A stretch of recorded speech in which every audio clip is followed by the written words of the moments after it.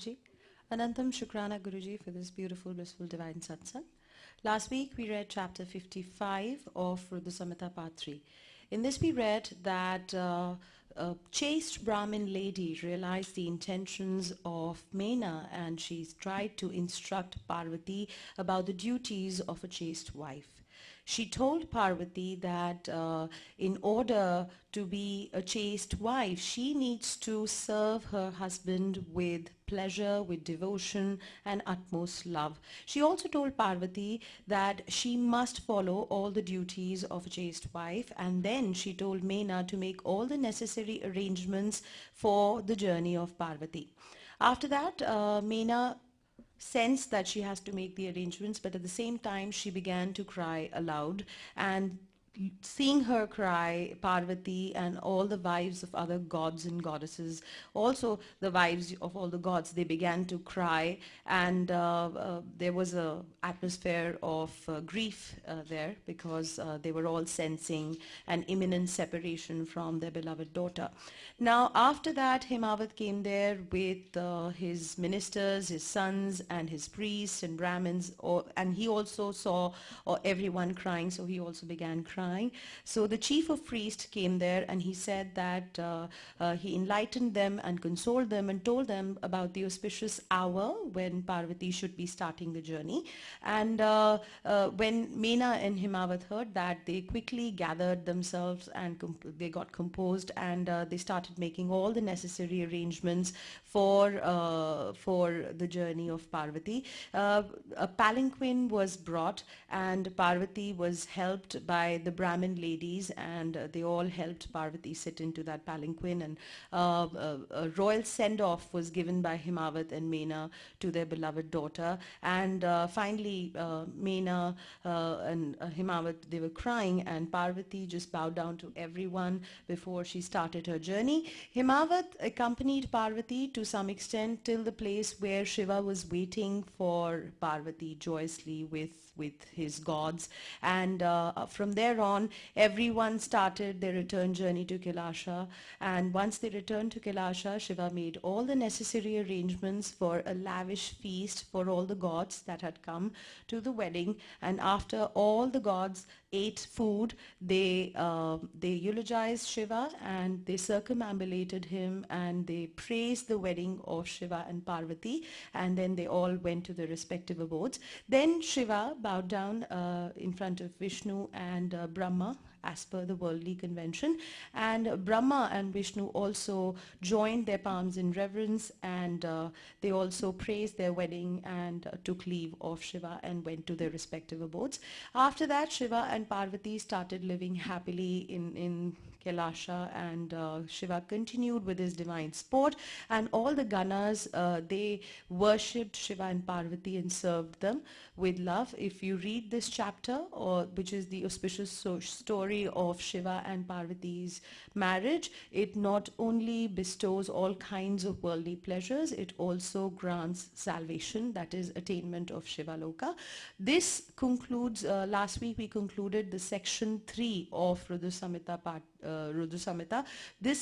Today we are going to start with section 4 of Rudra Samhita, which is called the Kumar Khand, and temporarily we will not be reading in Hindi, as the first 8 chapters of this Khand are combined in Hindi. So we will be reading a few chapters every Monday in English, and finally when we reach the 8th chapter, that's when we're going to read the combined chapter of Hindi. Today we will start with the first chapter of the Kumar Khand of Rudra Samhita, and Anil uncle will be reading in English. The chapter is The Dalliance of Shiva. Jai Guruji.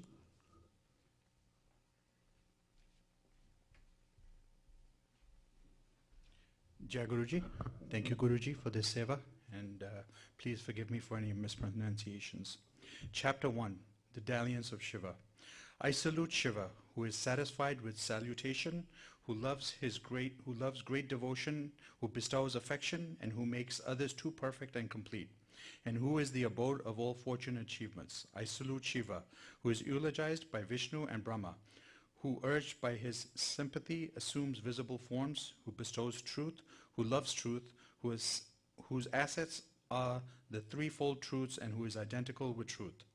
Narada said, O Brahma, after marrying Parvati and returning to his mountains, what did Shiva, the benefactor of the worlds, do? Please narrate it to me.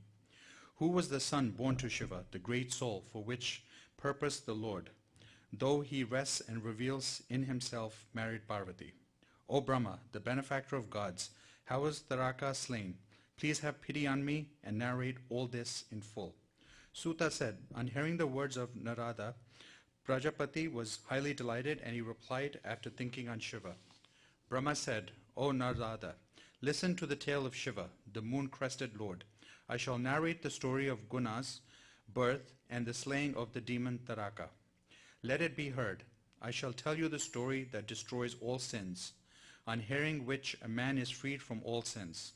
This narrative is sinless. It is a wonderful secret. It dispels the distress caused by sin and wards off all obstacles. It bestows everything auspicious. It is the essence of the Vedas and is pleasing to the ears. It is conducive to happiness. It is the cause of liberation and cuts off the roots of all actions. Returning to Kailasha after marrying Parvati, Shiva attained added luster. He thought over the task of gods and the pain of the people involved in the fulfillment of that task. When Shiva returned to Kailasha, the joyful Ganas made all arrangements for his happiness. When Shiva returned to Kailasha, there was great jubilation there. The gods returned to their realms with their minds full of joy.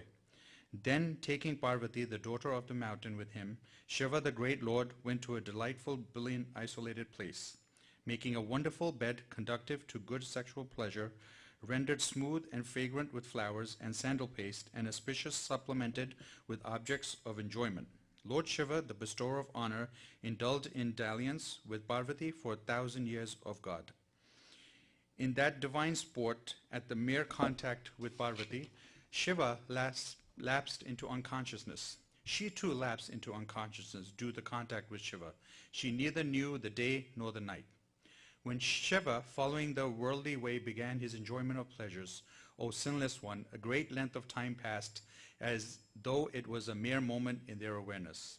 Then, O dear Indra, the gods gathered together on the mountain Meru and began their mutual discussions. The gods said, it is for fulfillment of our task that Lord Shiva, the leader of yogins, free from aberrations, the unsullied revealing, and resting in his own self, has married.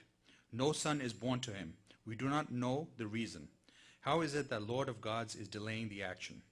Brahma said, in the meantime, for Narada, who has the divine vision of gods, came to know of the extent of the enjoyment of the couple engaged in dalliance.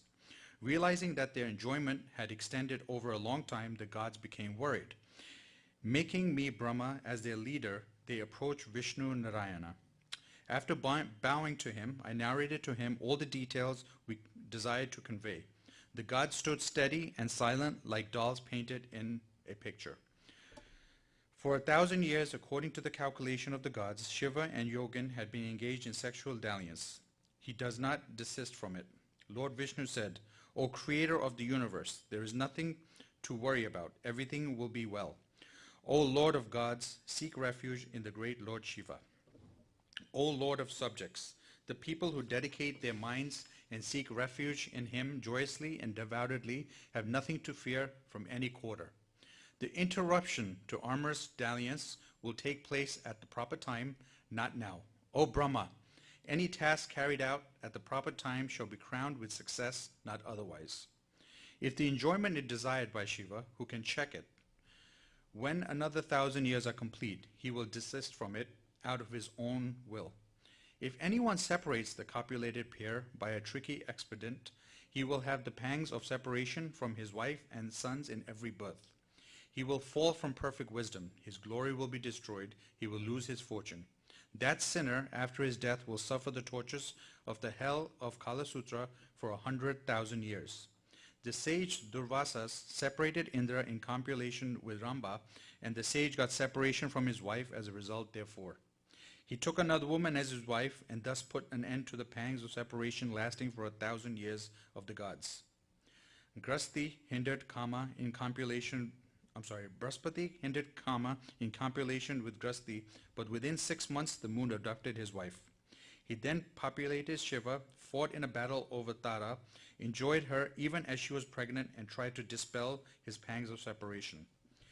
The sage Gautam forced the moon in the company of Rohini to desist from sexual dalliance, and he suffered the pangs of separation from his wife. Harichandra expelled a plowman in copulation with a Sudra woman to wander in a lonely forest. Listen to the effect, therefore. He lost his wife, son, and kingdom. He was tormented by Vishwamitra, and it was only after appropriating Shiva that he could get released from that sin.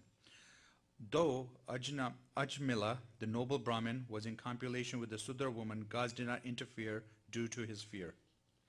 Everything can be achieved through the discharge of the semen. O Brahma, the process of discharge is very effective. This discharge that is fruitful, none can withhold. O gods, Shiva's act of enjoyment will extend to 1,000 years of celestial calculation. After that period is over, you can go there and do such things as will necessitate the fall of the semen to the ground. The son of the Lord named Skanda will be born of that. O Brahma, return to your abode along with the gods. Let Shiva carry out an enjoyment in an isolation place in the company of Parvati. Brahma said, after saying this, the Lord of Lakshmi immediately returned to his harem. O great sage, the gods too returned to their abodes along with me. On account of the dalliance of Shiva and Parvati, the earth quaked with the weight along with Sesa, the serpent, and Kachapa, the tortoise. By the weight of the Kachapa, the cosmic air, the support of everything was stunned, and the three worlds became terrified and agitated. Then the gods, along with me, sought refuge in Vishnu, and in our depression intimated to him the news. The gods said, O Vishnu, the Lord of the gods, O Lord, the protector of all, save us who have sought refuge in you and whose minds are acutely terrified. The vital air of the three worlds is stunned. We do not know wherefore. The three worlds, including the mobile and immobile, as the gods and the sages are excited.